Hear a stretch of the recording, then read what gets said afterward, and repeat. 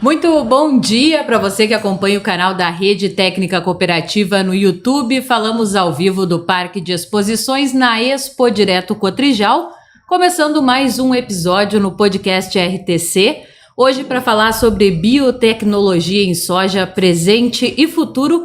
E ao meu lado, dois convidados, Dr. Geomar Coraça, gerente de pesquisa e tecnologia da Rede Técnica Cooperativa e da CCGL, e Carlos Henrique Dalmaso, engenheiro agrônomo especialista em desenvolvimento de mercado da Bayer.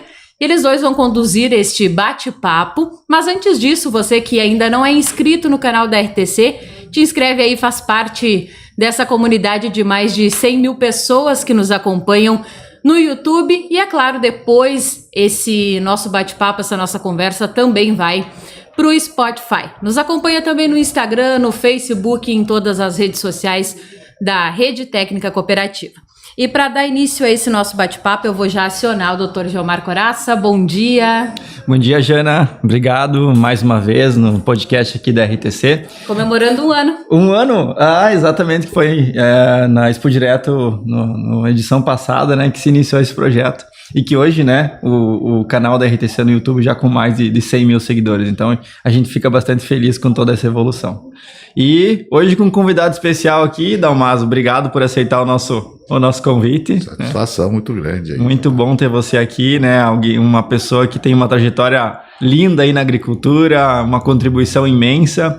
E nada melhor que a gente aproveitar dessa experiência, né, Jana, para falar um pouquinho de soja, de história, né, e do que vem pelo futuro também, né, Dalmaso? Acho que esse é o objetivo do nosso bate-papo, né? É isso aí. Sempre trazendo inovação e trazendo oportunidades para essa pujança dessa agricultura brasileira, seguir em frente e alimentar o mundo. Exatamente.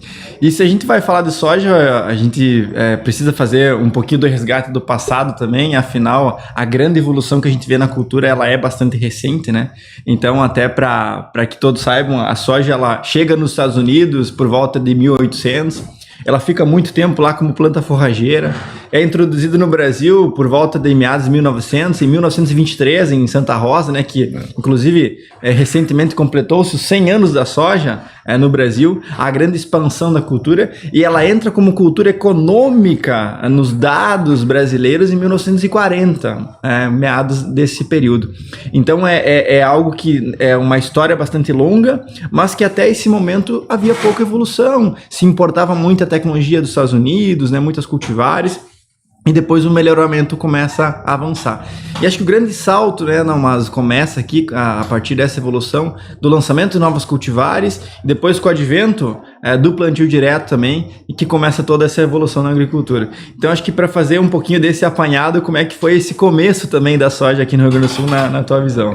Eu acho que a soja foi um grande impulsionador da agricultura, porque talvez foi a cultura depois do trigo que começou a permitir uma grande escala, né? E como uma fonte de proteína diferenciada, né? Então mudou a indústria de alimentos. Isso trouxe uma oportunidade gigantesca, né? E outra era a opção nossa de verão, como uma cultura mais expansiva, né? Mais expansiva em áreas, né? Que o Brasil era um país gigantesco, mas não tínhamos oportunidades, e nós cultivávamos culturas como o milho no Cerrado brasileiro, e ela também foi uma grande oportunidade, e é talvez a região do mundo que vai ter as maiores oportunidades com essa cultura, e também trazendo outras por trás, né?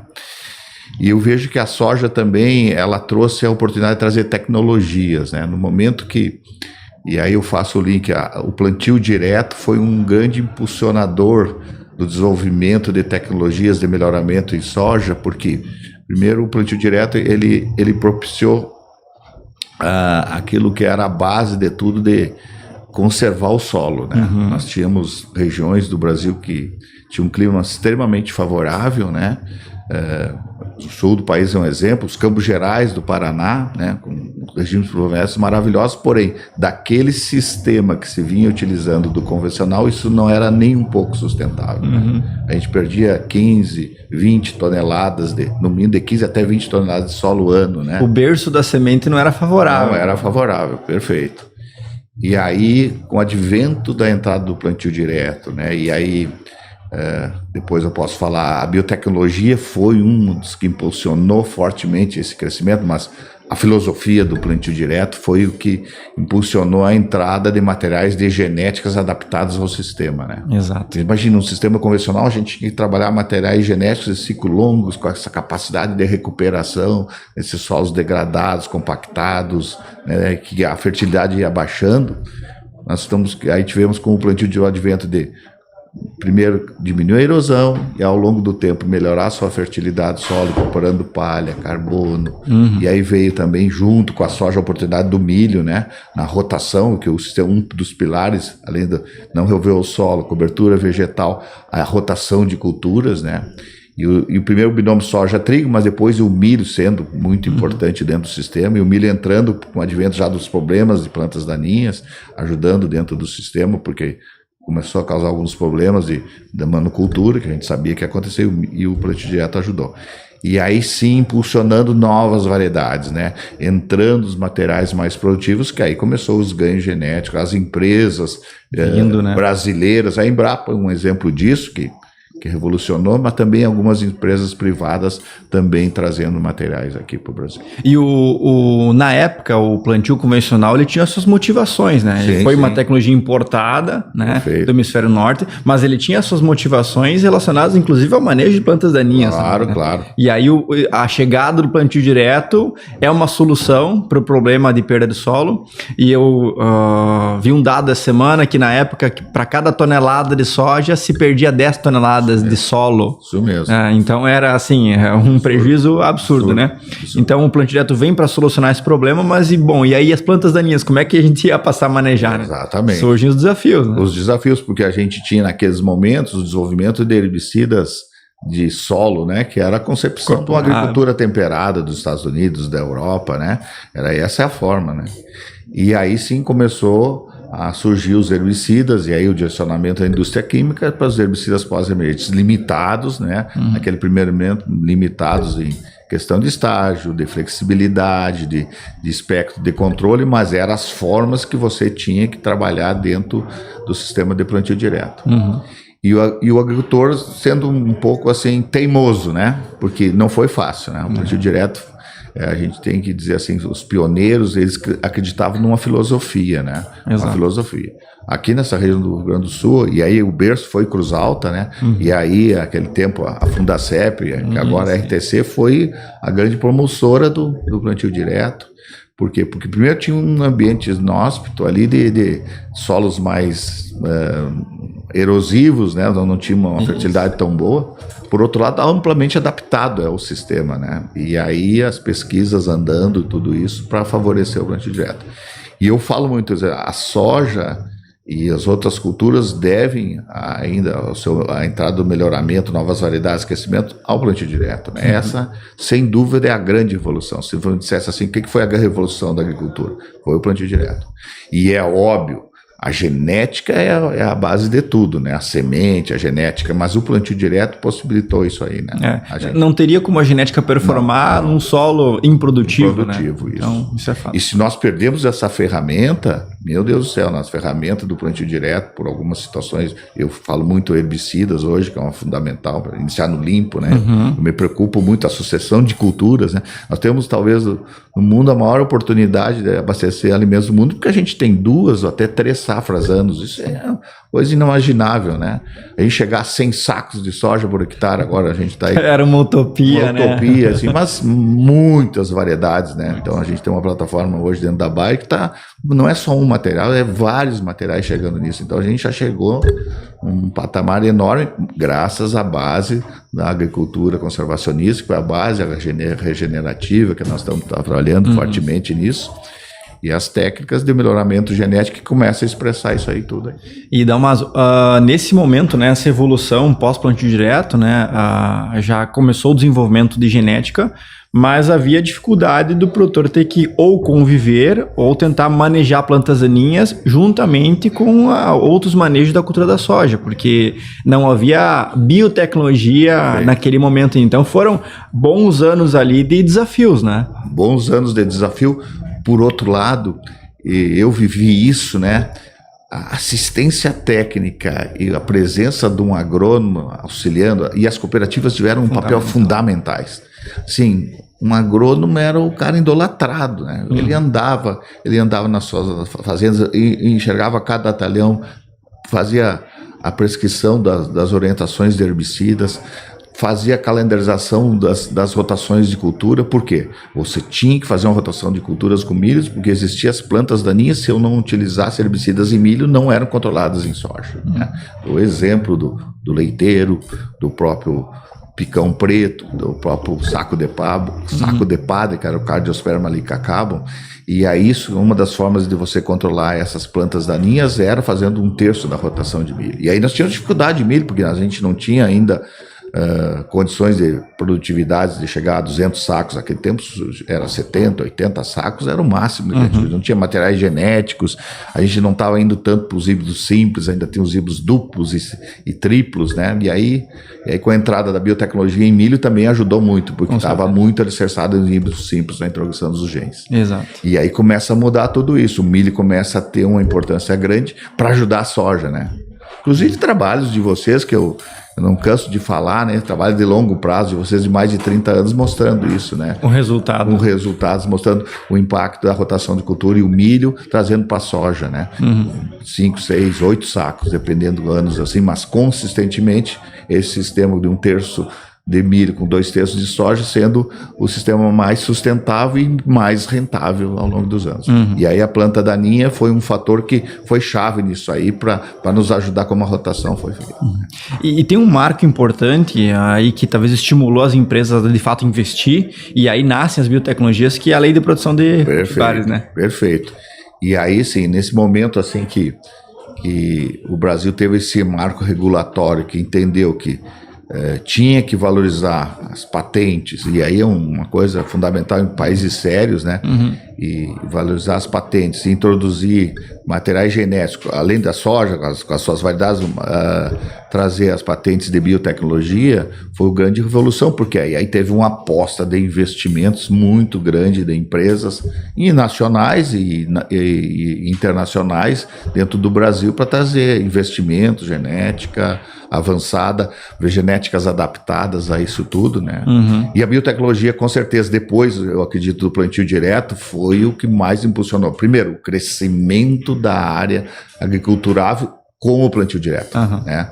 A introdução da soja RR, eu posso estar falando, foi uma revolução, né? Exato. Porque um herbicida como o glifosato, que a gente colocou um gene específico para ser tolerante àquela soja, ele fez uma revolução, ele controlava mais de 300 espécies, né? Um produto com custo bem mais barato, e aí a grande aceitação pelo agricultor, a flexibilidade que ele dava, né? Naquele momento eu fico com muito medo de falar flexibilidade, porque a gente sabia que isso não podia existir, mas facilitou muito o controle das plantas daninhas, né? E um pouco da certeza do resultado, que às vezes os herbicidas, quando a gente trabalhava por questões de condições climáticas, estágio, não tinha certeza daquele resultado. E esse era um produto que dava muita confiança, e o glifosato ainda é um produto muito importante, né? Exato. E aí a biotecnologia, eu acho que aí ela teve um propósito muito grande de trazer a sustentabilidade do sistema. Por quê? Porque ela, por muito tempo, ela ajudou fortemente em áreas que eram inóspitas de fazer agricultura, o Cerrado Brasileiro, aí posso até falar aí a metade sul do Rio Grande do Sul, as áreas nossas de campo nativo que estavam abandonadas, que tentaram fazer uma agricultura lá de plantio convencional e não tinha condições, né? E ela conseguiu reter a umidade do solo, de melhorar a fertilidade, baixar custo, né? Então, às vezes, não tinha a melhor produtividade, mas o custo era incompatível para fazer essa agricultura. E a lei de produção de cultivares no Brasil, ela data do final dos anos 90, né? Isso. Quando a primeira biotecnologia que a gente vai tratar, que é a RR, já existia em outros países, né? Isso. Então, e depois, só que nós não tínhamos liberação para uso aqui. Perfeito. Então, mas essa foi talvez a tecnologia que mais marcou, né? Com e certeza. proporcionou um grande salto. Então, mas dá para falar um pouquinho do que foi a soja RR, a tecnologia Roundup Ready, né? Isso. A tecnologia Roundup Ready, ela veio primeiro de uma grande sacada do presidente da empresa, o Rob Fraley, que era o pesquisador, de entender que... Monsanto, né? Entender, poxa, tem um organismo aqui dentro dos resíduos de glifosato que está se multiplicando. E aí ele identificou que era uma bactéria. E isso nasce lá na região de St. Louis, ali em Chesterfield, né? Chesterfield. E aí ele é sacado, mas será que eu... finais da década de 70 e início de 80, imagina. Olha só, então nós estamos falando de mais de quase 15, 20 anos antes. Isso mesmo. De fato a tecnologia chegar ao Brasil, alguém pensou sobre ela, né? A recente a descoberta da biotecnologia, a primeira biotecnologia, que era a insulina humana, né? E aí, se tem uma técnica moderna de engenharia genética, a gente colocar seria um gene de uma bactéria lá. E eles viram que tinha uma bactéria. Através de microbalísticas, conseguiram fazer isso. Agrobactério, foi as duas estratégias, e colocaram essa bactéria ali e revolucionou, né? Um herbicida que matava todas as plantas daninhas, né? Mas só em pós-emergência, não tinha efeito de solo. Esse é um herbicida que diz assim, eu vou botar no lixo, né? Porque o que eu quero é herbicidas pré-emergentes que matam as plantas daninhas sementeiras. Só que não tem... Por que eu quero isso? E a empresa diz, não, vamos segurar esse herbicida porque ele tem alguma utilidade. E aí, entendendo o herbicida, que não tinha efeito residual no solo, não tinha QRO para as culturas, era rapidamente degradado, produto com ADL 50 baixíssima, não tinha problema toxicológico com o homem, né? Então, um produto assim, ecologicamente muito favorável, né? E com custo que a gente dizia que poderia, com a escala, trazer maior rentabilidade, porque era um produto que dava para baixar custo ao longo do tempo, à medida que você vendesse mais. Naquele tempo a gente vendia, eu lembro de $14 um litro de Roundup, hoje está $2, $3, $4 aí, né? É um absurdo, mas antes era isso, né? E foi uma grande revolução porque propiciou isso aí, a seletividade a esse produto que controlava muitas plantas daninhas. E aí dentro disso os Estados Unidos foi o que mais impactou. O Brasil teve as dificuldades, né? Por questões de... naquele momento uma ideologia, uma questão de... A tecnologia chegou antes dela estar liberada, e aí eu acho que aí é o grande erro que nós tivemos. Cultivares da Argentina. De todas as... Acho que assim, o Brasil teve esse erro de nós não podíamos trabalhar ele e levar as informações de posicionamento porque veio muita importação ou contrabando dessa semente aí via Argentina, né? E aí a gente não tinha como ser posicionado da melhor forma que deveria ser usada essa tecnologia. Então cometou muitos erros de limpava a área, mas você tinha aplicações excessivas do produto, não estavam os materiais mais adaptados e a gente não pôde trazer essa tecnologia como a gente queria, com o objetivo de trazer também produtividade. A gente trouxe limpeza de área no primeiro momento. E viabilização do plantio direto. E nisso se foram, se eu não estou equivocado, de 5 a 7 anos, né? 5 a 7 anos. Isso aí foi em 98, as primeiras entrando, e foi até 2005, inclusive, acho que foi aqui na Cotrijal, que foi um momento decisivo para a definição do governo, para assinar em setembro de 2005 a liberação comercial para a gente trabalhar, né? Embora já havia sido aprovado dentro da CNTB tudo isso, mas precisava... o canetaço do presidente aí naquele momento, até era o Lula, foi o José de Alencar que assinou isso. Perfeito. Bom, e avançando todo esse processo, a Monsanto também viu que, bom, se dá para fazer com uma biotecnologia, nós podemos mais, né? E existiam outras dores dos produtores, naquele momento solucionou-se plantas daninhas, mas existiam pragas, né, que tiravam o sono dos produtores, e aí vem uma nova revolução tecnológica. Exatamente. Porque a gente sentiu que é o seguinte... A gente começou nos Estados Unidos. Os Estados Unidos era o centro de qualquer inovação que trazia lá e a gente adaptava às outras regiões. Mas o Brasil, pelo tamanho dele, e aí, né, Gilmar, a gente tem um sistema assim que tem várias culturas durante o ano, 2, 3, tem coberturas, tem outras coisas. Esse ambiente tropical nosso é um ambiente propício para você ter muitas gerações de pragas, né? Esfoliadoras, muitas doenças e plantas daninhas também. Então, a gente viu que Nós não temos o serviço que a neve faz. Isso, exatamente, né? Perfeito. Morou, sabe muito bem. Morou no Nebraska, sabe a importância de um momento como esse para tu zerar essa bicharada, né? E aí, no Brasil, a gente precisava desenvolver uma tecnologia, porque a questão de desfolhadoras era um impacto muito grande para a soja, né? Naquele momento, se fazia 4 até 5 aplicações, né? E às vezes produtos que tinham um impacto muito grande também no ambiente, custavam caro e não eram tão eficientes, né? Quanta batida de pano da massa? Quanta batida de pano. Ver se tinha nível de dano para fazer a aplicação, né? Lagarta da soja, falsa medideira. E essa tecnologia saiu de 4 aplicações. Hoje a gente bate pano, mas faz 1 ou 2 aplicações no máximo aí, e até em variedades que são RRs hoje, porque o impacto da penetração de uma tecnologia como a Intacta RR2 Pro foi muito grande, né?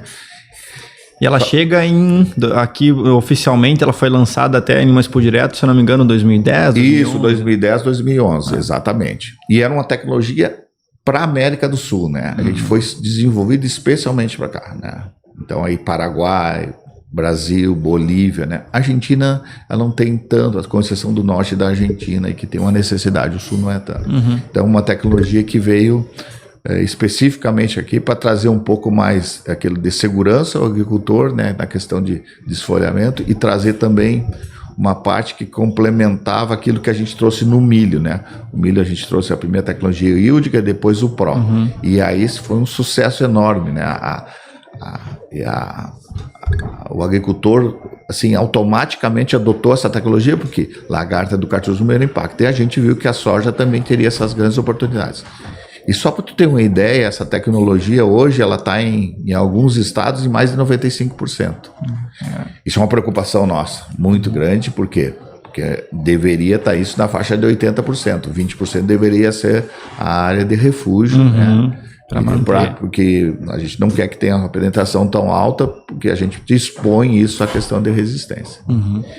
E a gente já prepara, logo em seguida que a gente lançou a Intacta, já outra tecnologia. Então a gente já, assim, eu me lembro que eu estava nos Estados Unidos e já estavam preparando uma nova tecnologia, com pirimidação de genes, que é essa geração que nós estamos agora no presente, preparando por esse cenário, porque a gente sentia que precisava ter proteínas que a gente tinha no milho, trazer para a soja, porque era um fator decisivo para dar o sucesso que a gente tem no Intacta 2, né?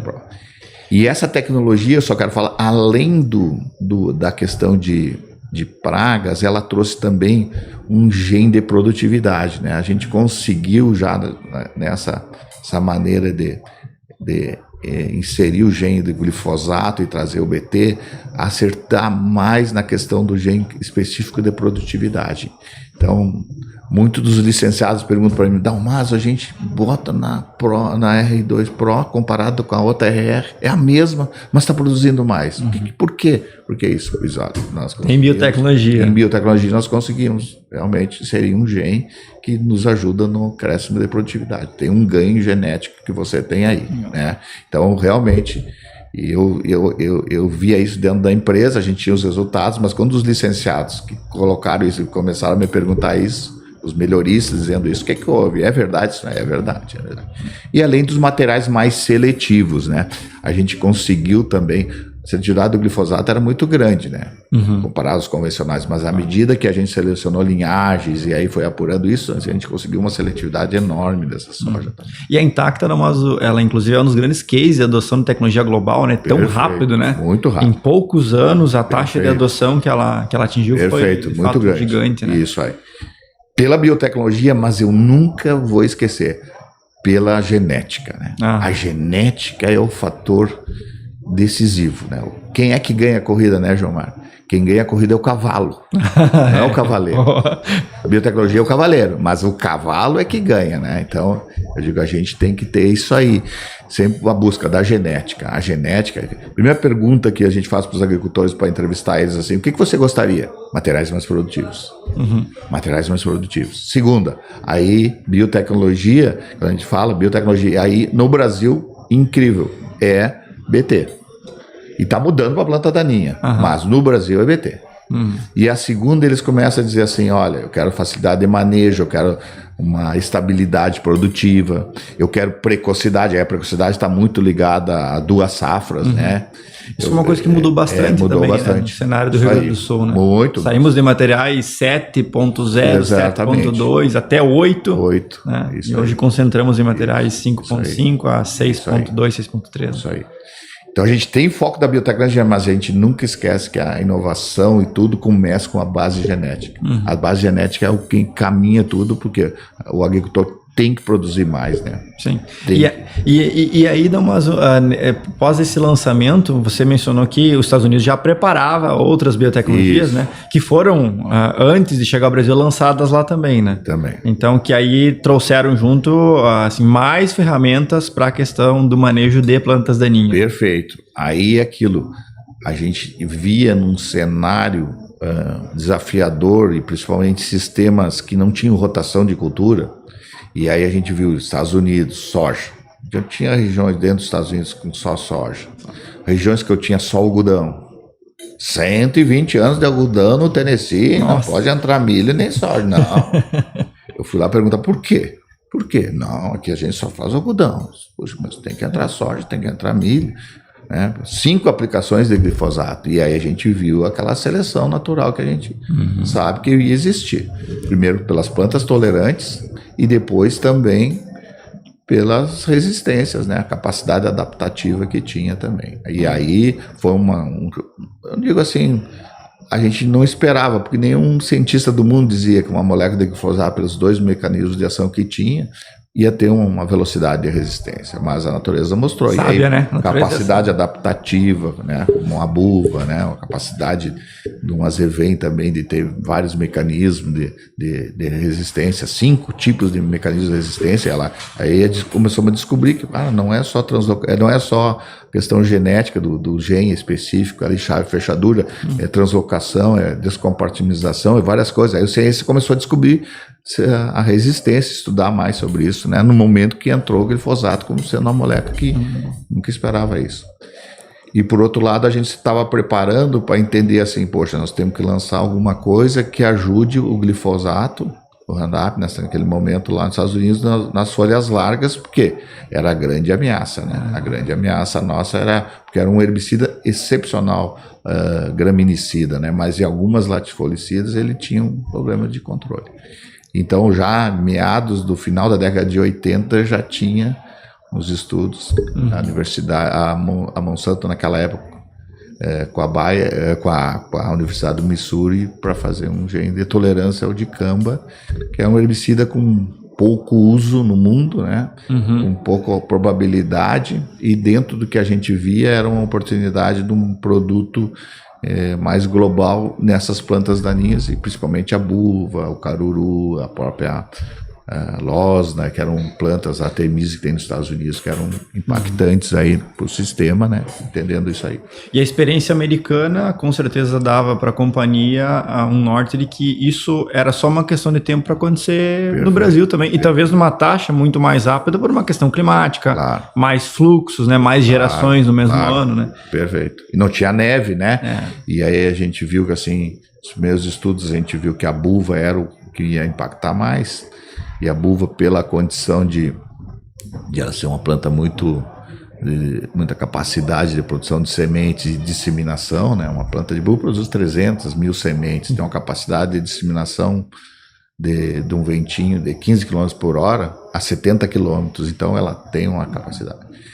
E por outro lado, o Brasil também tinha uma oportunidade, pelo sistema dele, de você controlar ela, porque era uma planta que ela corre em determinado momento do ano fortemente. Então a gente dizia assim, cara, essa é uma planta que se nós trabalharmos o sistema, a gente vai conseguir ainda dar longevidade eu digo na tecnologia RR, porque a gente não tinha essa outra tecnologia chegando no Brasil. E aí, Jomar, eu conheço, assim, sem querer puxar, a gente começou a trazer as boas práticas, né? Junto. Quando vê essa resistência, a gente veio trazer as boas práticas de trabalhar o manejo de plantas daninhas o ano todo, né?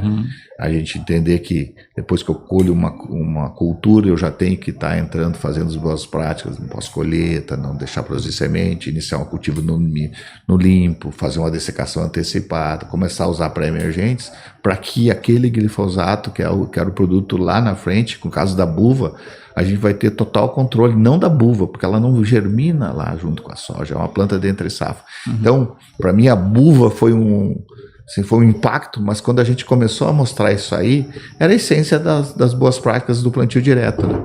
E para mim foi era um limão azedo, virou uma bela de uma limonada doce, volta a falar disso. E para algumas pessoas que viveram a cultura do momento RR, foi um horror, né? Eu queria aquelas receitinhas, não volta para trás, né? Então fica facilitado eu falar também de uma nova tecnologia que a gente lançou agora, a Intacta 2 Extend, porque os conceitos são os mesmos. A gente não vai abrir mão desses conceitos, por quê? Porque o foco dessa nova tecnologia é Extend, embora que tenha o de cama, o foco é produtividade, né? É produtividade. O herbicida é mais um componente de dar uma flexibilidade em certos momentos onde tem a planta daninha no pré-plantio, a gente fazer a utilização da tolerância desse herbicida a essa soja aí também. E é importante, né, Damaso, que você comenta, né, que as biotecnologias nascem nos Estados Unidos, né, um grande berço de tecnologia, mas é necessário adaptar elas. Perfeito. E a Intacta 2 Extend veio com um posicionamento já totalmente diferente para o Brasil do que era o posicionamento dos Estados Unidos, inclusive. Perfeito. Eu posso falar aqui agora porque eu tenho essa liberdade de anos de casa. Eu não era nem um pouco confortável com o posicionamento dos Estados Unidos no Brasil. A aplicação. Porque a principal planta daninha era a buva, não era o caruru, não era o amaranto. Nos Estados Unidos era o amaranto, as plantas. E a neve também faz, que depois do plantio tá frio, né? Prepara o solo, um pouco do revolvimento e depois o fluxo de plantas daninhas na pós-emergência. Diferentemente do Brasil, a buva não era uma planta daninha dentro da cultura da soja, era de entre safra. E a gente deveria estar fazendo as boas práticas em manejos culturais, inclusive, o plantio direto, porque o objetivo dessa plataforma é trazer produtividade. Então, o que você quer trazer? Eu quero trazer produtividade. Pois é, eu também acho. Tem uma genética tão boa, tem duas proteínas mais para o BT, mas não é o herbicida que é o foco aqui no Brasil, porque essa planta daninha boa que é o foco, nós temos que controlar, e que tinha um impacto grande, nós temos que controlar no pré-plantio, né? Sim. E graças a Deus a empresa entendeu isso, porque, rapaz, tu tem toda a razão, né? E aí, não foi só a empresa, aí eu quero fazer um resgate aí, João, mas tu me permite? Claro. Nesse momento da lançamento da Intacta 2, nós tivemos tempo, então a gente, diferente da RE, que foi um atropelo, e da Intacta, que também foi meio empurrado, o agricultor queria isso, ele perguntava quando é que vai vir uma soja com tolerância a lagartas. Aquilo chegou. Né? E aí chegou os materiais depois. Infelizmente, nós já devíamos ter já com um bom número de variedades para entregar realmente a produtividade. Aí a gente foi caminhando devagarinho. Certo. Né? E aí está um sucesso. Mas a Intacta nós tivemos tempo. E o tempo foi de entender a Intacta 2 Extend, a gente teve um tempo de preparar aquele posicionamento regionalizado. E aí a gente formou um grupo de experts, inclusive a RTC, o Mário Bianchi, o Glauber. Eles participaram. E também depois o Thiago também acompanhando as variedades, ali as primeiras que chegaram, as primeiras genéticas ali, de fazer a cocriação desse negócio, né? A gente pegou uma recomendação regionalizada do Rio Grande do Sul com um grupo de experts, herbologia, de entomologia depois, e os primeiros, inclusive, de tecnologia de aplicação. A gente queria até uma aplicação enorme, né? Porque um produto toxicínico, a gente tinha que ter uma forma muito segura de recomendação para que a gente não tivesse esse agricultor a melhor experiência possível, né? Certo. É uma preocupação gigante da Baia. Então, isso aconteceu nos Estados Unidos? Aconteceu nos Estados Unidos, e a gente pegou isso aí como uma forma, assim, no Brasil mais ainda, né? E aí a gente trabalhou muito bem isso e trouxe esses cientistas para fazer vários trabalhos regionalizados, né? E aí com uma recomendação regionalizada. E aí foi as orientações chegando nesse negócio. Será que eu preciso de pós-emergência? Chegou assim, cara, nós vamos para plantio. Eles ajudaram fortemente a empresa a tomar essa decisão. Então, isso hoje é um significado muito grande para nós, porque depois disso criou-se dentro da Bayer também esse conceito desses nossos anciões de recomendação, que é a ciência. A gente sempre fez isso, né? Mas a gente não conseguia de uma forma assim mais planejada, de cada tecnologia ter essa cocriação e a recomendação regionalizada para cada sistema. E a Intacta 2 trouxe também um preparativo para muitos licenciados entender que era uma forma também de trazer germoplasmas muito melhores, né? E aí todo mundo começou a entender a adaptabilidade das recomendações, a genética adaptada aos ambientes também, sabe? E aquelas, a gente acabava lançando variedades que tinham uma performance que queria dar pro Jaguarão, Santa Vitória do Palmar, até sul de Minas Gerais, né? Eu digo, não, gente, a gente vai ter que trazer materiais por micro-regiões adaptadas aos ambientes. E aí você tem as relações de amor e ódio de produtores por uma mesma cultivar, né? Exatamente.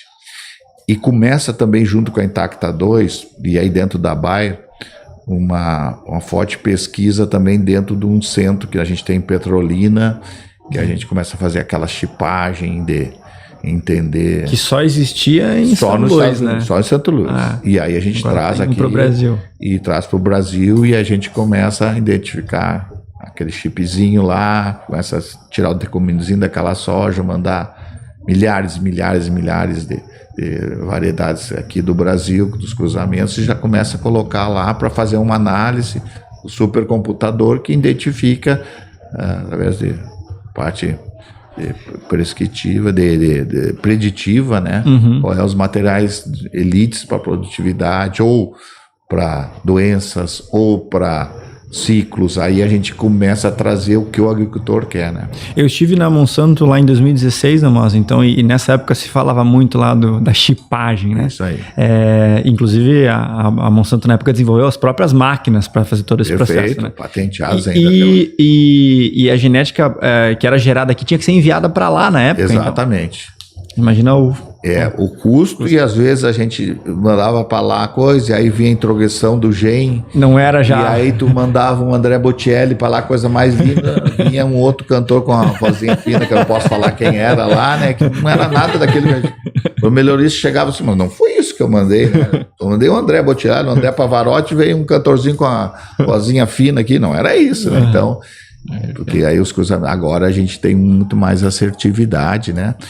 A gente tem uma certeza muito maior, ganha velocidade, porque também dentro dessa estação a gente consegue ter 3 gerações, às vezes, por ano, até 3, né? Então a gente ganha velocidade nesse melhoramento, a gente consegue ser muito mais assertivos, ganhando talvez uma chegada dessas tecnologias que demoravam 2, 3 anos para chegar dos Estados Unidos, agora a gente lança tão igual como eles ali. Então, e para que todos entendam, né, essa chipagem nada mais é que tirar um pedacinho do minúsculo do tegumento, que não inviabiliza, o embriãozinho, o hilozinho onde está o embrião, separa aquilo ali, vem uma caixinha ali, etiquetada, cai lá, vai para os Estados Unidos. Todo o mapeamento genético daquela semente. Isso, aí vai para os Estados Unidos, aí tem um supercomputador que faz todo o mapeamento genético, demorava um ano e meio para fazer na soja antigamente, e hoje faz em 48 horas, né? Então é uma velocidade gigante, né? Aí é muito investimento, né? Eu posso falar, a Bayer é uma empresa que gasta aí em torno de 2,4, 2,6 bilhões de euros por ano em pesquisa e desenvolvimento. Então, é muito dinheiro envolvido nisso, porque a gente acredita que só com pesquisa e desenvolvimento que a gente vai acelerar a inovação, né? É muito recurso. E a gente foi muito assertivo até agora, e não vamos parar com isso, né? Sim. E foi muito também, acho que importante, porque provocou o mercado também, né? A partir disso nasceram também outras iniciativas, outras biotecnologias também, então isso é fundamental. Eu sempre gosto quando se é usada a frase que se estão copiando é porque está dando certo, né? Perfeito. Então acho que protagonismo, mas naturalmente outras biotecnologias nascem a partir disso, né? E é importante surgir, sim, porque a competição é saudável, né? É saudável. E elas também se incorporam uma com a outra, se ajudam também, né? Eu acho que isso é uma coisa interessante, né? Exato. Você complementa, ajuda para o sistema também, né? Ajuda para o sistema também como um todo, né? Exatamente. E Damaso, nós estamos então nesse status atual, mas nós temos aí informações de que vem mais coisa e que isso não vai parar, né? Isso não para. Então, eu tenho a felicidade de dizer que agora em janeiro foi aprovada no Brasil e também chegou nos Estados Unidos uma nova biotecnologia. É uma biotecnologia também é uma evolução em cima da Intacta 2 Extend, que nós vamos trazer mais 3 mecanismos de ação, né? Então a gente vai trazer mais 3 mecanismos de ação de seletividade, que é o 2,4-D, que é o glufosinato de amônio e a mesotriona, o HPPD. Então nós temos agora RR, 2,4-D, glufosinato, o dicamba também e mesotriona. São 5 herbicidas. Nos Estados Unidos chama-se HT4. HT4. Ela tem um nome comercial que vai ser diferente do Brasil. Não é? Por que vai ser diferente no Brasil? Porque essa tecnologia do Brasil, ela vai vir também um conceito que a gente sempre quer trazer para o Brasil de proteção a desfoliadores. Então a gente vai estar lançando mais uma tecnologia junto com ela, e aí é uma pirimidação de herbicidas e de genes de BT, né? De proteínas BT, mais 2 mecanismos, que ela se chama CIP3, então é a 3ª geração, né, de proteção de lagartas, que vai ter mais 2 mecanismos de ação diferentes, né, que vai nos dar uma proteção maior, uma amplitude maior, né, pensando em lagartas, e vai nos dar também uma proteção, uma longevidade nesse manejo de resistência, né. O Intacta 3, então, vem junto... vamos dizer que ainda vamos chamar assim, Intacta 3, Não sabe se vai ser esse o nome, mas para que todos entendam, terceira geração da Intacta. Terceira geração da Intacta, que vai estar trazendo o conceito de pirimidação mais ampliada de genes e nos dá, por exemplo, a proteção maior de lagartos e vai dar a flexibilização um pouquinho maior de opções de herbicidas, né? E aí a gente já está fazendo os estudos, inclusive tem aqui em Não Me Toque já. Eu tive a oportunidade de segunda-feira a gente visitar com os jornalistas chineses que queriam conhecer. E a gente está já foi aprovado no Brasil, agora a gente espera a regulamentação e as aprovações nesses países importadores de soja. No caso a China, né? E a China está vendo Mas isso aí. Mas esse processo tem avançado... Tem avançado, né? Tranquilo, até pelas últimas biotecnologias. A gente gostaria que se acelerasse mais rapidamente, né? Mas ela porque um pouco dos desafios nossos, né? Está acontecendo alguns desafios, sabe? No manejo de plantas daninhas e até, assim, pragas também tá sendo, e a gente quer trazer para o agricultor uma plataforma muito mais robusta, muito mais... que dá segurança ao agricultor para esses problemas brasileiros aí também. E ela também vai estar muito ligada sempre às melhores genéticas, né? Então, as empresas licenciadas já estão também todas com os seus bancos genéticos convertidos para isso, esperando. Aí já vai ter os primeiros testes, provavelmente a campo na próxima safra, em stewardship. Então a gente vai ter a oportunidade de demonstrar isso aí para os agricultores. Que bacana. A pesquisa entrando, mas ainda no modelo de stewardship para controlado, tudo isso aí para que esse grão... Aquilo que você pode mostrar, mas não pode colher. Pode colher, né? tudo. Então, a gente vai ter que fazer todo o processo, né? Desse grão não sair aí né, vamos destruir esse grão. Mas a gente tem uma expectativa maravilhosa disso tudo, porque a gente acredita que o Brasil, e ele está se tornando talvez a maior referência de agricultura do mundo, e aí tropical sem dúvida vai ser a nossa referência de levar essas tecnologias saindo do Brasil para os outros locais. Pode chegar para a África, pode chegar aqui na América Latina, em outros locais, isso está bem claro. E já trazendo aquilo que eu falei, produtos específicos para cá, né? Para as necessidades do agricultor brasileiro, né? Não só pensar nos americanos, mas trazer para nós aqui. E já preparando, Gilmar, para algumas novidades também para 2035. Então, essa década, até o final dessa década, nós vamos ter essa tecnologia. Tem nome já, Damaso? Não tem nome. Não tem nome? Não, ainda não. Então, desse ano eles já vão começar a entender como é que a gente vai... Nome, mas e lá nos Estados Unidos também ela não tem nome ainda. Tem Viconic. Viconic lá, né? Viconic. Esse nome então é um nome que vai ser usado. Viconic é a biotecnologia de soja chamada nos Estados Unidos, Viconic. Tá? Então é uma biotecnologia que tem a plataforma HT4, que é a de herbicidas, os 5 tipos de herbicidas aqui. E aí, que eu comentei aqui, e lá nos Estados Unidos não tem o BT, porque eles não têm o problema dos folhadores. Sim, é isso. Então a gente aqui no Brasil não precisa. O nosso HT4, que é o Viconic, ele vai ser o nosso biotech refúgio. Entendeu? Certo. Vai ser a nossa tecnologia de refúgio. Com as tecnologias para herbicidas, mas sem o BT. Sempre sem o BT, né? Para a gente dar longevidade a essa biotecnologia, pensando em resistência das lagartas aí. E a gente está em 2035, vou te já abrir. Então, nós estamos em 2025 e vamos olhar agora para 2035. Não sei se já dá para falar mais, mas a gente já pode falar. Já posso falar? Já pode falar. Então, em 2035, por aí 2032, ou 32 ou 35, a gente está vendo, a gente já tem uma nova biotecnologia também, que em cima disso que a gente está trazendo agora, nessa nova biotecnologia com 5 mecanismos de ação, a gente vai trazer mais um inibidor de protox também. Então, o inibidor de protóxicos vai nos ajudar também nessa flexibilidade no controle de folhas largas, folha estreita e no manejo de resistência, porque esse grupo químico também tem poucos casos, né? E vamos estar trazendo também mais um mecanismo. Vai ter mais um mecanismo, uma nova BT também, já preparando. Essa tecnologia ainda está incipiente, tá os primeiros cruzamentos chegando aqui no Brasil para a gente fazer os estudos, né? Então, ainda tem um tempo mais longo aqui para trabalhar aí. Mas a gente o já HT5 dá para... Isso, HT5. Exatamente, vai ser o HT5 CIP4. Isso aí. Então a gente já está dizendo, puxa, mas não, a gente já está preparando isso porque a gente acredita que vai precisar essas inovações.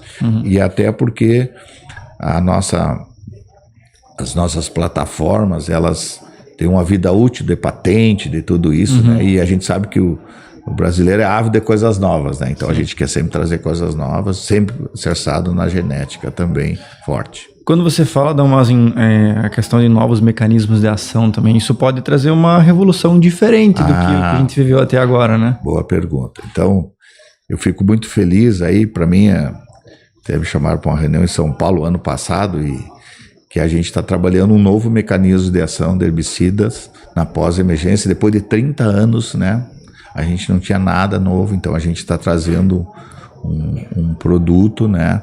É o Icafolin. Então a gente descobriu essa molécula. O pessoal vai ouvir falar muito desse nome. Isso aí. Icafolin é o princípio ativo, Icafolin metílico. Ele vai se chamar Isop, já tem até nome. Isop. Aí vai ter Isop com mais alguma coisa, porque ele vai vir também associado a alguns outros produtos juntos para ajudar também. Aí em cada sistema é um herbicida muito interessante, e a gente está fazendo vários estudos, né, para ver o posicionamento dele. Ele vai vir para o pré-plantio inicialmente, depois para frente a gente já tem os estudos para vir com biotecnologia também, né? Mas ainda não posso abrir, não posso falar nada, mas existe também essa possibilidade dentro da Bayer. Mas é uma tecnologia muito similar ao que foi a revolução do glifosato, se isso tudo que está nesse planejamento de fato acontecer, né? Eu digo que ele não é um glifosato, né? Mas é um herbicida que a revolução técnica, a revolução, que ele pode porque isso abre um caminho muito maravilhoso, porque a gente já está descobrindo uma coisa nova, uma molécula e que não tem um princípio ativo assim, então se é utilizado na agricultura, não é usado nada desse tipo em pós-emergência, né? E aí a gente acredita que com isso vai abrir novos caminhos aí. A Bayer estava meio parada, assim, em termos de enxergar herbicidas, e agora está um foco muito grande em cima de herbicidas, muito forte. Tem muito investimento em cima disso, porque também é uma dor em todo mundo. E aí a gente tem que... Mas eu passo falando disso. A gente vai descobrir moléculas novas. Eu acho que vai. Mas como glifosato, não. E eu posso te assegurar, tem um cientista, que é o maior cientista conhecedor de herbicidas e resistência, um australiano, chama-se Steven Pulse. E ele fala, glifosato é a molécula de 100 anos. Nossa. E ele fez há recém 50 anos. Então, por quê? Porque dificilmente a gente vai ter uma molécula com a questão de espectro de controle, parte ambiental e tudo. Então, eu não sei, que eu estou convivendo com essa molécula há 30 anos ela ainda é a base do manejo de plantas daninhas. É glifosato com algumas coisas a mais junto, e ela é a base da sustentação do plantio direto. Eu acho fortemente a característica desse produto também muito importante. Então, os herbicidas vêm, mas a gente não vai ter nunca nada parecido com isso, né? Então, essa mensagem é importante, né? Até para preservar essa molécula. Preservar essa molécula e pensar que não é só a ferramenta do herbicida. Nós temos outras ferramentas no Brasil que podem trabalhar como herbicidas. Então, nunca se falou tanto em manejos culturais, né? Com cobertura, e aí uma parte que a Bayer tá trabalhando fortemente, tu sabe disso, que é a agricultura regenerativa, o carbono junto, porque... A visão mais ampla do sistema, né? Isso aí. É porque a gente tem que trazer a genética, para quê? Para produzir mais. Tem que trazer a biotecnologia para proteger, né? Tem que trazer a agricultura digital, que é uma das inovações que a gente traz, para apostar do que tu está fazendo, mensurar se isso está dando certo ou não. E aonde isso vai dar mais certo ou não, dentro do teu talhão, que é a unidade. Produtos biológicos, tá? Tem várias startups. A Bayer trabalhando com startups para trazer isso aí. Tá um pouco atrasado, mas isso vai chegar. E bem. E a outra coisa é que de nada adianta se eu não ter sustentabilidade. Se cada ano eu produzir mais com menos. Né? Menos água, né? Menos pesticidas, mais carbono, ou pegada de carbono, menos combustíveis fósseis, né? A biotecnologia já trouxe tudo isso, ela impactou grandemente. O agricultor brasileiro é um exemplo de tudo, e nós sentimos dentro disso que somos, junto com os pesquisadores aí, para ajudar nisso aí no Brasil, né? Uma diferença. Eu falei para os chineses, assim, que eles ficaram... Então a empolgação que tá, nossa, esse cara tá vibrando, porque nós somos diferentes mesmo. Nós somos lá. E agora, quando eu vejo os Estados Unidos, antes de ter a neve, plantando centeio. Plantas de cobertura, né? Plantas de cobertura, para depois do de gelo, esse centeio adubado, lá com tudo, como se fosse plantar um trigo. Ele crescer e lá no final dos plantios, depois que a cobertura alta lá, eles fazerem o plantio em cima dele. Você tem para controle de 65% do caruru. Coisa boa. Os argentinos que arrendam as áreas que não tinham, não, é custo, não vou fazer nenhum manejo de inverno, não vou fazer nada.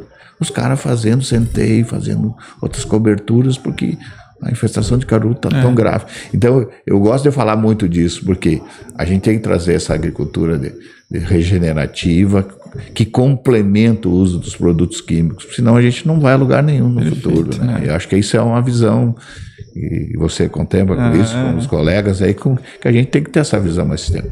E se a gente não visse essa oportunidade do Brasil para fazer isso, né? E que oportunidade, né? Nós estamos falando de um país que até há poucos anos atrás era assim, um tanto incipiente na produção, e hoje soma a produção de soja brasileira, os Estados Unidos e uma Argentina junto praticamente. Perfeito. Né? Quando a gente atingir 170 milhões de toneladas, os Estados Unidos com 120, a Argentina com 50, o Brasil dá a soma dos dois. É incrível isso. É incrível. E a capacidade de expansão, né? Sem derrubar nenhuma árvore. Né? A gente tem umas oportunidades maravilhosas. A irrigação no Brasil, que pode andar também. Muito ainda. Muito ainda, né? A gente não sabe o potencial que a gente tem de irrigar, fazer... E realmente, Damaso, talvez seja de fato o momento dessa reflexão para que a gente melhore o leito onde a genética vai ser depositada, a gente melhore o ambiente, para que ela de fato consiga performar. Perfeito. Né? E eu tenho até uns colegas que falam, eu já falava isso, não é o agricultor que define a variedade que vai plantar. Quem define é o seu ambiente, o seu talhão. Né? Assim que a gente deveria estar. Quase é a cultivar que escolhe a variedade que escolhe o produtor. Isso então, olha, aqui eu posso, aqui eu não posso. Se eu pudesse conversar e ter uma linha contigo, me bota eu lá. Quem sabe eu vou. Deixa eu ir para aquele lado, eu acho que eu vou me adaptar melhor. Deixa. Então, essas coisas. E aí, cada vez mais a pesquisa, vocês, né, trazendo essas informações, né, gerando essas informações, nós juntos, né, como a gente tem que trazer isso aí, o agricultor acreditar, a classe agronômica acreditar, cara, dados, tá aí, a probabilidade, isso é uma coisa. E aí a digital vai começar a dar tudo, a estatística poderosa. Eu acho, o vizinho fez, não. É dados. É dados. É mais isso aí. E aí isso a gente tem que trabalhar com isso. E essa é a forma, talvez, que a gente vai errar menos, né? E nunca nunca esquecer que nós estamos numa indústria de céu aberto. Aí não choveu esse ano. Tinha uma previsão climática que não ia ser tão grave. Nossa, umas regiões foram horríveis, né? Mas a gente tem que mitigar esses problemas todos aí. Fato. Bem, Jana, nós somos até 2035. Se a gente ficar com o Dalmaso mais uma hora, ele nos conta o que vem por 2050, 2070, talvez. Mas brincadeiras à parte, Dalmaso, acho que assim, é muito bacana ver essa evolução, né? E você que viveu tudo isso também, então eu fico feliz por você, porque é uma história, é uma experiência, né? E que a gente tem a oportunidade de viver muitas e muitas outras histórias relacionadas à agricultura também, que são lindas, né? E os produtores merecem, né? Sim, claro. Estão aí fazendo a coisa acontecer lá no campo. Então cabe a nós levar a informação, levar a tecnologia para que ele possa performar da melhor forma e ter o resultado que ele tanto espera, né? Perfeito. E Gilmar, assim, eu fico muito alegre de estar aqui com vocês, aqui nessa conversa informal, estou me sentindo muito à vontade e de falar um pouco daquilo que era o propósito, né? Falar um pouco da construção desse passado, falar do que a gente falou do presente e enxergar o futuro. Eu sou muito otimista, né? Eu brilho os olhos para a agricultura brasileira e eu digo assim, eu fui uma pessoa privilegiada, né? O Mário Bianchi também, ele foi o meu calouro lá, mas a gente se formou há quase 40 anos e a gente teve a oportunidade de ver toda a transformação da agricultura, né? As passagens do plantio convencional para o plantio direto, os lançamentos das biotecnologias, chegada de produtos inovadores, assim, de herbicidas, de fungicidas, né? Dessa transformação, a genética, né? Depois a agricultura digital chegando, né? Que aquilo era uma coisa assim, como é que a gente está enxergando isso? Eu digo, Marco, eu nunca imaginei, né? Eu digo assim, como é que a gente está chegando do satélite, né? Que eu não estou mandando, eu estou com um celular, uma coisa, e estou olhando para o talhão. Meu Deus, e isso aqui eu consigo empilhar tudo aquilo que eu tinha que colocar tudo num papel, ela já está fazendo tudo isso, e a inteligência artificial jogando toda essa base, né? E entender que a gente também não está deixando de enxergar aquilo que a agricultura, o consumidor quer enxergar. Não degrade o meio ambiente. Exato. Né? E aí é o supra-suma. Né? Eu dizia assim, é o supra-suma. Eu digo, poxa, eu sou um cara privilegiado. Né? Os pilares do ESG sendo mantidos. Mantidos. E aí isso é um exemplo, né, de uma profissão para nós nobre de agrônomo, né? E eu trabalho numa empresa multinacional. Né? Aí eles assim, não, mas você é uma pessoa que...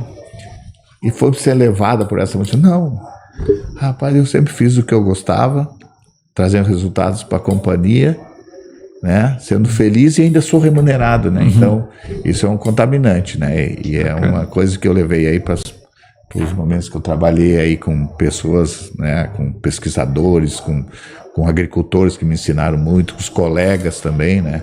Com a concorrência, porque a gente se dá super bem também, porque a gente aprende juntos também, a gente tem até a capacidade de chegar e dizer, olha, mas quem sabe tu não vai para cá, porque eu acho que é ali que tu tem que trabalhar, vai por aqui, olha, tu tem uma ferramenta maravilhosa, por que tu não vai aqui que vai voar? Por que tu diz isso? Não, porque eu preciso desse teu negócio ali, rapaz, para nos ajudar. Então, eu sou um cara privilegiado nesse ponto, né? Sou uma pessoa muito privilegiada aí. Que bacana. E pra gente finalizar, mas nos conta sobre o marco do dia de ontem que você recebeu. Hein? Pois é, eu estou fazendo, passou um pouquinho dos 30 anos de Bayer, né? E ontem a gente teve um momento aqui à tarde, que foi um momento da gente trazer os agricultores eleitos. A gente tem um grupo de agricultores eleitos da Intacta, que foram há mais de 5, 6 anos, foram as pessoas que nos ajudaram ao lançamento dessa tecnologia. Foram as primeiras pessoas que, onde chegou a tecnologia, eles nos ajudaram a fazer as gerações de demanda, ter o primeiro contato, e sempre as pessoas que cresceram com a plataforma. E ontem foi para a gente reconhecer uma palestra do SESB, que eu ia trazer como essas pessoas estão produzindo mais. E 20% já das variedades do SESB já são Intacta 2 Extend. Então, está diminuindo o IPRO e entrando o Extend, que é o nosso propósito, trazer variedades mais produtivas. E ali, nesse momento, antes de reconhecer cada daqueles agricultores que ganharam, me chamaram para reconhecer os 30 anos pelo que eu já tinha feito aí por eles, pela equipe dentro da Bayer, por ter ajudado, e também os agricultores. Então, uma placa maravilhosa, né? Foi um momento marcante, emocionante. Merecido, né? Um momento muito bom. É isso que vale, né? Essas horas que eu digo assim. E às vezes, tu faz muito por nós, eu só faço porque tu brilha os olhinhos na minha frente, tu reconhece e tu aplica isso. Se tu não se interessasse, não brilhasse os olhinhos, eu falo para cada colega meu, não é estar aqui fazendo isso. E me motiva, me dá energia para tudo isso. Bacana, parabéns. Eu estou aqui para falar com vocês também. Parabéns, né? A gente fica muito, muito orgulhoso dessa história, né? Agradece por todo o trabalho que vocês, como um todo, como companhia, também vem fazendo para a agricultura, né? E que bom que a gente pode se conectar, né, para trabalhar em conjunto também, pesquisa, né, companhias privadas, assim como a gente tem parceria com universidades, todo mundo tem o mesmo propósito. E quando se tem propósito, a gente consegue ir longe, né? E tu sabe, João Marcos, que já vai encerrar aí, não dar delonga, como eu sou uma pessoa que sou entusiasta da RTC, né? Desde o primeiro momento, quando vocês se formaram, pela necessidade que nós precisamos de ter uma instituição de pesquisa voltada pela aplicabilidade dessa geração de pesquisa no campo, pela formação de agrônomos dentro dessas cooperativas que precisam ser formados, que tem essa capacidade forte de postura técnica, de imposição técnica, porque o agricultor precisa disso, essa postura dessa imposição técnica. E eu vejo isso de vocês maravilhosamente bem. Tu tem uma equipe maravilhosa escolhida de pesquisadores, e desde o primeiro momento, e aí Monsanto e depois Bayer, a gente assim, não, vamos fazer tudo para propiciar a ajuda, e a gente tem uma segurança enorme do que a gente propõe para vocês de trazer de trabalho, chega, né, que isso é uma coisa que é importante, né, a gente vê que tem aplicabilidade e chega a esses dados com qualidade e tem essa volta para o campo, né, que é muito bom, né, e a gente, a Bayer não vai sozinha, nunca. Ela sempre vai alicerçar em pesquisa. Eu boto 2 bilhões e eu sou nunca. Essa prepotência não existe dentro da companhia. Nem um pouco. E a gente precisa desses órgãos. E vocês têm essa amplitude gigante de permeabilidade que nós nunca íamos fazer isso só, né, junto. E é muito importante. Bacana. Obrigado, Damaso, mais uma vez. A gente agradece pela oportunidade. Foi um bate-papo muito legal aqui, né? Muito legal a gente falar dessa história da soja, né?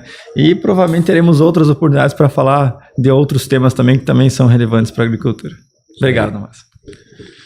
Gente, muito obrigada. Que aula, né? Sem comentários. Muito obrigada mesmo para ti aí que nos acompanhou. Teve de tudo, né? Teve divulgação de novidades, teve spoiler de novidades que podem vir por aí. Para ti que nos acompanhou, que quiser acompanhar o episódio novamente, vai estar disponível no YouTube em breve, no Spotify. Para ti que quiser também, mais uma vez, o Spotify, o podcast RTC vai estar de portas abertas. Se quiser nos contar o que vem depois de 2035, né?